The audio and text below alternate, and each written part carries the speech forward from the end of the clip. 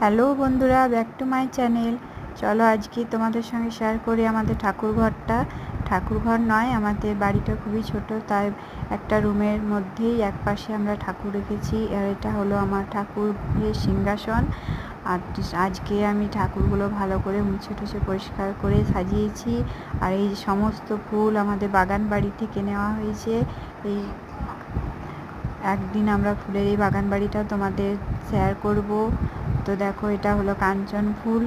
আর আমার সিংহাসনের ভেতরে রাধাকৃষ্ণ আছে, মাতাজির ফটো, মা কল্যাণেশ্বরী, গোপাল, লক্ষ্মী, গণেশ, নানা রকমের ফটো আছে। আমরা রোজ এই ফটোগুলো পুজো করি। এটা হলো তারা মা, মনসা দেবী। আর আমার প্রথমেই তো দেখিয়েছিলাম শিব আর নন্দী মহারাজকে। তো আমার সিংহাসনটা কেমন সাজানো হয়েছে তোমরা প্লিজ কমেন্ট করো। আর নতুন নতুন ভিডিও দেখার জন্য সাবস্ক্রাইব করো। টাটা।